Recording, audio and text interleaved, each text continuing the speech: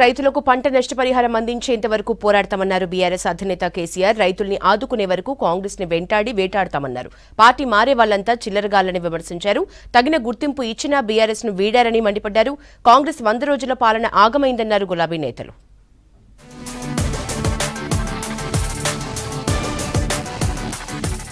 అసమర్థ ప్రభుత్వం వల్లే తెలంగాణలో పంటలు ఎండిపోతున్నాయన్నారు బీఆర్ఎస్ అధినేత కేసీఆర్. ఏ జిల్లాలో ఎంత పంట ఎండిపోయిందో లెక్కలు తీయాలని డిమాండ్ చేశారు. ఎకరాకు 25,000 రూపాయల నష్టపరిహారం ఇవ్వాలన్నారు. రైతులను ఆదుకునే వరకు ఈ ప్రభుత్వాన్ని వెంటాడి వేటాడుతామని హెచ్చరించారు కేసీఆర్. జనగామ, సూర్యాపేటలో పర్యటించారు మాజీ సీఎం కేసీఆర్. జనగామ జిల్లా దేవరుప్పుల మండలం దరావత్ తండా ఎండిపోయిన బోర్లను పరిశీలించారు. ఆ తర్వాత సూర్యాపేట జిల్లాలో పంటలు పరిశీలించారు కేసీఆర్. పని చెయ్యలేనటువంటి చేతగానటువంటి ఒక అసమర్థ ప్రభుత్వ విధానం అనుకోవన్నా దీన్ని ఏ విధంగా అర్థం చేసుకోవాలా? లేదు అంటే మనకు దరిద్రం ఉందంటే అర్థం చేసుకోవచ్చు. ఉండి దరిద్రం ఎందుకండి? 3 నెలల లోపలే నడుస్తలేదంటే ఎవరో అసమర్థత అండి, ఎవరో ఫెయిల్యూర్ ఇది? 100కు 100% నేను ఆరోపిస్తున్నా ఇప్పుడు ఉన్నటువంటి అసమర్థ, అవివేక, తెలివి తక్కువ కాంగ్రెస్ పార్టీ యొక్క అసమర్థత. కుక్కలు నక్కలను గుంజుకున్నంత మాత్రాన పార్టీకి పెద్ద నష్టముండదన్నారు కేసీఆర్. బీఆర్ఎస్ మహాసముద్రం లాంటిదన్నారు. చిల్లరగాళ్లు పోతే పట్టించుకోమని చెప్పారు. ప్రధాన ప్రతిపక్ష 39 ఎమ్మెల్యేలను గెలిపించి మేమేం రౌట్ కాలే ఈ రాష్ట్రంలో. మీరు ఒక్కనో ఇద్దరినో కుక్కలను నక్కలను గుంజుకొని ఓహో ఆహా అని సంఖ్యలు గుద్దుకోవచ్చు. అది చాలా cheap tactics. It's a cheap political stunt which is అన్కేర్డ్.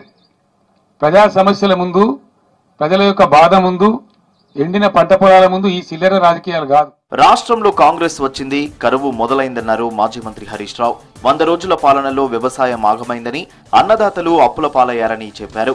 కామారెడ్డిలో బీఆర్ఎస్ ముఖ్య నేతలు, కార్యకర్తల సమావేశంలో పాల్గొన్నారు హరీష్. జహీరాబాద్ ఎంపీ సీటులో బీఆర్ఎస్ ను గెలిపించాలని కోరారు. కాంగ్రెస్ పార్టీ వచ్చినాక నీళ్లు కమ్మైనాయి, కన్నీళ్లు ఎక్కువైనాయి. రైతుల చెమట చుక్కలు, మా అక్క చెల్లెల మెడల ఉన్న గుండ్లు, చెవుల కమ్మలు అన్ని బోరు పొక్కలలో పోతున్నాయి. వల్ల కాంగ్రెస్ వచ్చింది, కరువు వచ్చింది.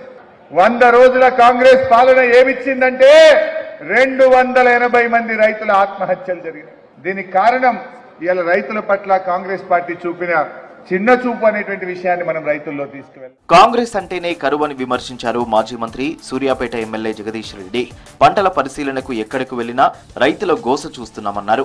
గతంలో కేసీఆర్ వ్యవసాయాన్ని పండుగ చేశారని చెప్పారు జగదీష్ రెడ్డి.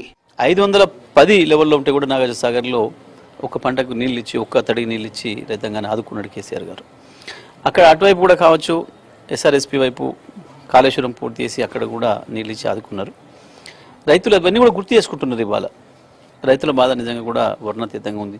ఒకటేసారి ఇంత మార్పు కేవలం 3-4 నెలల్లోనూ కేసీఆర్ గారిని వదులుకోవడం వల్ల ఇంత దుర్మార్గమైన పద్ధతిలో పరిపాలన ఉంటుందా అని చెప్పి కూడా. రాష్ట్రంలో రైతులు కరువుతో కన్నీళ్లు పెట్టుకుంటున్నారన్నారు నాగర్ కర్నూలు ఎంపీ అభ్యర్థి ఆర్ఎస్ ప్రవీణ్ కుమార్. రైతుల కోసం కేసీఆర్ పొలంబాట పడుతుంటే సీఎం రేవంత్ నాయకుల కండువాలు మార్చడానికి తిరుగుతున్నారని విమర్శించారు. జోగులాంబ గద్వాల జిల్లా కేంద్రంలో పార్లమెంటు సన్నాహక సమావేశానికి హాజరయ్యారు ప్రవీణ్ కుమార్, గద్వాల ఎమ్మెల్యే బండ్ల కృష్ణమోహన్ రెడ్డి.